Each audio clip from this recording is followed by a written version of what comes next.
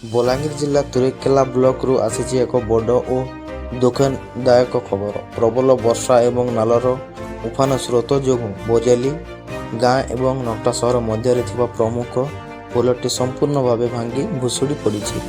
ପୋଲଟି ମଝିରୁ ଦୁଇ ଫାଳ ହୋଇ ଭାସିଯିବା ଫଳରେ ଏହି ଦୁଇଟି ଗାଁ ସମେତ ଆଖପାଖ ଅନେକ ଗାଁ ଯୋଗାଯୋଗ ସମ୍ପୂର୍ଣ୍ଣ ଠପ୍ ହୋଇଯାଇଛି। ଲୋକଙ୍କ ଆସିବା ଯିବା ବନ୍ଦ ହୋଇଯାଇଥିବା ବେଳେ ବର୍ତ୍ତମାନ ଶହ ଶହ ଗ୍ରାମବାସୀ ଜଳବନ୍ଦୀ ଅବସ୍ଥାରେ ଦିନ କାଟୁଛନ୍ତି। ଗତ କିଛି ଦିନ ହେବା ସାରା ବଲାଙ୍ଗୀର ଜିଲ୍ଲାରେ ଅତି ଶ୍ରାନ୍ତ ବର୍ଷା ଲାଗି ରହିଛି। ତୁରେକେଲା ବ୍ଲକ ଅଞ୍ଚଳରେ ମଧ୍ୟ ଗତକାଲି ରାତି ସାରା ଧାରାସ୍ରାବ ବର୍ଷା ହୋଇଥିଲା। ବର୍ଷା ପାଣି ଯୋଗୁଁ ବୋରିଆଲି ଓ ନଟା ସହର ଗାଁ ମଝିରେ ବୋହିଯାଉଥିବା ନାଳ ଓ ଛୋଟ ନଦୀରେ ଜଳସ୍ତର ହଠାତ୍ ବୃଦ୍ଧି ପାଇଥିଲା। ପାଣିର ସ୍ରୋତ ଏତେ ତୀବ୍ର ଥିଲା ଯେ ପୋଲ ତଳ ଗାଡ଼ିଆ ଓ ମାଟି ଧୋଇ ଯିବାକୁ ଲାଗିଥିଲା। ଆଜି ସକାଳେ ପାଣିର ପ୍ରଚଣ୍ଡ ଧକ୍କା ସହି ନ ପାରି ପୋଲ ମଝି ଭାଗଟି ଭୁଶୁଡ଼ି ପଡ଼ିଥିଲା।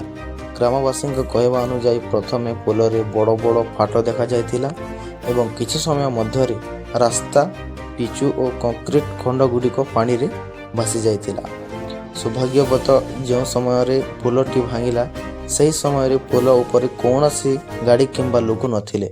ଫଳରେ ଏକ ବଡ଼ ଧରଣର ଜୀବନ ହାନିରୁ ଲୋକେ ଅଳ୍ପ ବଞ୍ଚି ଯାଇଛନ୍ତି। ଏହି ପୋଲଟି ବୋରିଆଲି ଏବଂ ନଟା ସହର ଗାଁ ପାଇଁ ଜୀବନରେଖା ସଦୃଶ ଥିଲା। କେବଳ ଏହି ଦୁଇଟି ଗାଁ ନୁହେଁ, ଏହି ରାସ୍ତା ଦେଇ ଆଖପାଖ ଅଞ୍ଚଳର ପ୍ରାୟ 8ରୁ 10ଟି ଗାଁ ଲୋକେ ପ୍ରମୁଖ ବ୍ୟବସାୟିକ କେନ୍ଦ୍ର ଲାଠୁର ବଜାର, ସଦର, ମହକୁମା ଓ ଅନ୍ୟାନ୍ୟ ଅଞ୍ଚଳକୁ ଆସିବା ଯିବା କରିଥାନ୍ତି। ଲାଠୁର ବଜାର ସହ ଯୋଗାଯୋଗ ବିଚ୍ଛିନ୍ନ। ଗ୍ରାମବାସୀମାନେ ପ୍ରତିଦିନ ନିଜର ଆବଶ୍ୟକୀୟ ଜିନିଷପତ୍ର କିଣିବା, ବ୍ୟବସାୟ ଓ କାମଧନ୍ଦା ପାଇଁ ଲାଠୁର ବଜାର ଉପରେ ନିର୍ଭର କରନ୍ତି। ପୋଲ ଭାଙ୍ଗିଯିବା ଯୋଗୁଁ ଏବେ ଲାଠୁର ବଜାରକୁ ଯିବା ସମ୍ପୂର୍ଣ୍ଣ ବନ୍ଦ ହୋଇଯାଇଛି। ଗାଡ଼ି ମଟର ଚଳାଚଳ ସମ୍ପୂର୍ଣ୍ଣ ଠପ୍। ପୋଲ ମଝିରୁ ଭାଙ୍ଗିଯିବା ଯୋଗୁଁ ବାଇକ୍, ସ୍କୁଟର, କାର୍, ଅଟୋ ଏବଂ ବସ୍ ଚଳାଚଳ ସମ୍ପୂର୍ଣ୍ଣ ବନ୍ଦ ହୋଇଯାଇଛି। ବସ୍ ସେବା ବାଧାପ୍ରାପ୍ତ। ଲାଠୁର ରୁଟ୍ରେ ଚାଲୁଥିବା ବସ୍ଗୁଡ଼ିକ ରାସ୍ତା ଅଧାରେ ଫେରିବାକୁ ବାଧ୍ୟ ହୋଇଛନ୍ତି, ଯାହାଫଳରେ ନିୟମିତ ଯାତ୍ରୀ, ବ୍ୟବସାୟୀ ଏବଂ କର୍ମଜୀବୀମାନେ ନଥିବା ସମସ୍ୟାର ସମ୍ମୁଖୀନ ହେଉଛନ୍ତି। ସ୍କୁଲ ଓ କଲେଜ ଛାତ୍ରଛାତ୍ରୀ, ଛୋଟ ଛୋଟ ପିଲାମାନେ ସ୍କୁଲ ଓ କଲେଜ ଯାଇ ପାରୁନାହାନ୍ତି।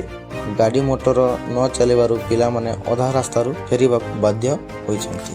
ସ୍ଥାନୀୟ ଗ୍ରାମବାସୀମାନେ ପ୍ରଶାସନ ଓ ନିର୍ମାଣକାରୀ ସଂସ୍ଥା ଉପରେ କ୍ଷୋଭ ପ୍ରକାଶ କରିଛନ୍ତି। ଲୋକଙ୍କ କହିବା କଥା ହେଲା, ଏହି ପୋଲଟି ଅନେକ ଦିନରୁ ପୁରୁଣା ହୋଇଯାଇଥିଲା। ପୋଲର ଖୁଣ୍ଟ ଓ ତଳ ଭାଗ ଦୁର୍ବଳ ଥିଲା। ଆଜି ପୋଲ ଭାଙ୍ଗିଯିବାରୁ ଆମେ ଲାଠୁର ବଜାର କିମ୍ବା ବାହାରକୁ ବାଇକ୍ଟିଏ ନେଇ ଯିବା ମଧ୍ୟ ଅସମ୍ଭବ ହୋଇପଡ଼ିଛି। ଏହି ଘଟଣା ପଛରେ ସ୍ଥାନୀୟ ଅଞ୍ଚଳରେ ଚିନ୍ତା ବଢ଼ିଯାଇଛି। ଲୋକଙ୍କର ଦାବି ହେଲା, ବାଇକ୍, ବସ୍ ଓ ଅନ୍ୟ ଗାଡ଼ି ମଟର ଯାତାୟାତ ଏବଂ ଲାଠୁର ବଜାର ସହ ପୁନଃ ସଂଯୋଗ ପାଇଁ ପ୍ରଶାସନ ତୁରନ୍ତ ଅସ୍ଥାୟୀ ରାସ୍ତା ନିର୍ମାଣ କରୁ। ତୁରନ୍ତ ଏକ ନୂଆ ଏବଂ ମଜବୁତ କଂକ୍ରିଟ ପୋଲ ନିର୍ମାଣ ପାଇଁ ଟେଣ୍ଡର ଜାରି କରାଯାଉ। ବୋରିଆଲି ଓ ନଟା ସହର ମଝିରେ ପୋଲ ଭାଙ୍ଗିବା ଯୋଗୁଁ ଲାଠୁର ବଜାର ସହ ସମ୍ପର୍କ ବିଚ୍ଛିନ୍ନ ହେବା ଏକ ବଡ଼ ସମସ୍ୟା ପାଲଟିଛି। ଏବେ ଦେଖିବାକୁ ବାକି ରହିଲା ପ୍ରଶାସନ କେତେ ଶୀଘ୍ର ଏହି ଭାଙ୍ଗିଥିବା ପୋଲର ସମସ୍ୟା ସମାଧାନ କରୁଛି ଏବଂ ଲୋକଙ୍କୁ ଦୁର୍ଦ୍ଦଶାରୁ ମୁକ୍ତି ଦେଉଛି।